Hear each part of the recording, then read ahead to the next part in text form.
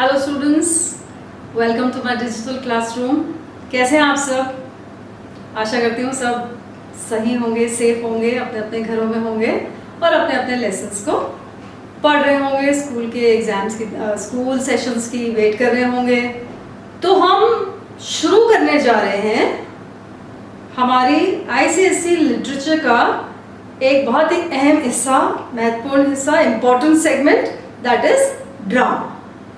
जो हमारे पास जो किताब है वो है द मर्चेंट ऑफ वेनिस, जिसे हम थोड़ा थोड़ा करके पूरा कवर करेंगे, जिससे आपको एक एक लाइन की बारीकी समझ में आ जाए, एक एक वर्ड का मीनिंग समझ में आ जाए। तो इसलिए हम इसे दोनों लैंग्वेज में कवर करेंगे, हिंदी में भी, इंग्लिश में भी, जिससे कि आपको समझने में आसानी हो। But I want to tell you कि चाहे आप हिंदी में समझो या इंग्लिश में समझो, आखिरकार आपको आंसर इंग्लिश में ही लिखना है।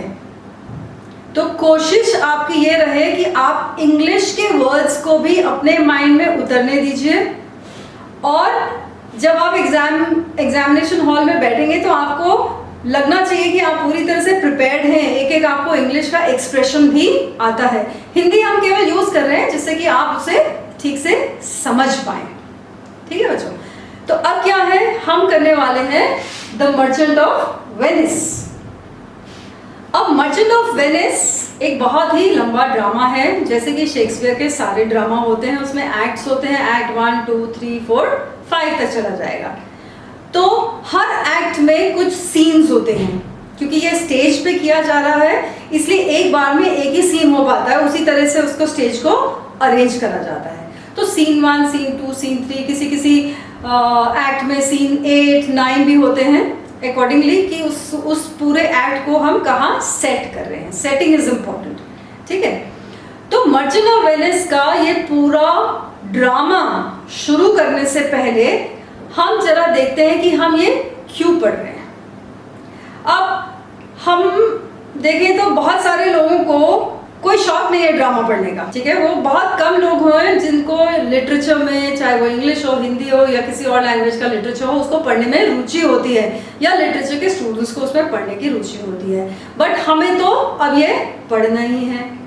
ये एक डिफॉल्ट प्रोग्राम की तरह है जो काउंसिल ने हमें दे दिया है, और इससे निकलने का कोई उपाय नहीं है, कोई ऑप्शन नहीं है, तो इसको पढ़ना ही है।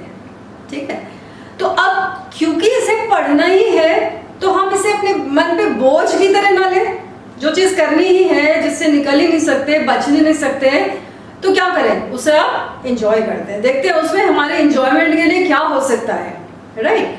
So merchant of Venice Shakespeare के बहुत अच्छे लिखे प्लेज में से है, जिनमें उनका जो स्ट्रॉन्ग पॉइंट है वो है उनका सीन को दर्शाने का तरीका, और जो उनके वर्ड्स की चॉइस होती है वो सब। तो धीरे धीरे जब हम ये सब समझने लगेंगे, शेक्सपियर की लैंग्वेज को धीरे धीरे अपने जहन में उतारने लगेंगे, तो हमें अच्छा भी लगने लगेगा। ठीक है?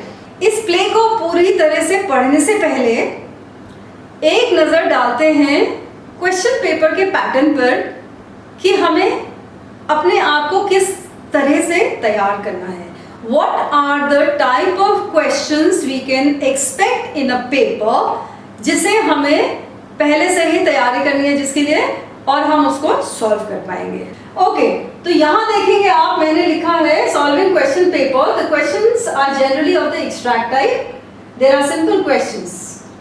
The questions are generally of the extract type।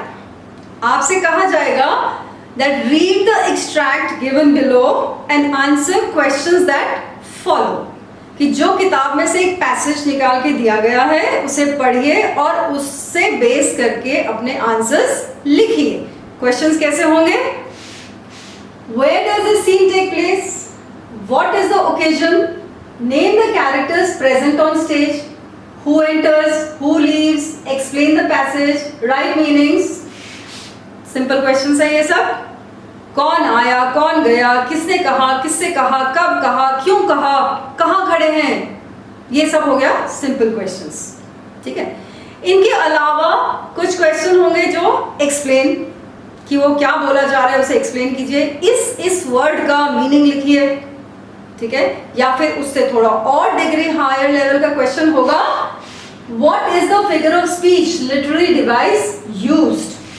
Figure of speech literary device कि कौन सी टेक्निक्स यूज की है पोएट ने, राइटर ने, ड्रामेटिस्ट ने, जिससे कि उसने अपनी भाषा बहुत अच्छी सी बनाई है और हमारे लिए थोड़ा सा इंटरेस्टिंग टेक्स्ट बनाया है। ये समय समय पे मैंने आपको अपने पोएम्स के लेसन्स में भी बताया है कि पोएटिक डिवाइसेस हैं, लिटरेरी डिवाइसेस हैं, जिनको यूज करके टेक्स्ट को अच्छा बनाया जा सकता है और इसको समझने की जरूरत है। हम अगर मर्जर ऑफ वेनिस में समझ लें, चाहे पोएम्स में समझ लें, तो वो नाम हमें याद हो जाएंगे, जैसे मेटाफोर है, सिमिली है, सिनेक्डोकी है, पर्सोनिफिकेशन है, अलूजन है, राइट। ये कुछ एग्जाम्पल्स हैं लिटरेरी डिवाइसेस के जो कि पोएट्स, ड्रामेटिस्ट, राइटर्स यूज करते हैं।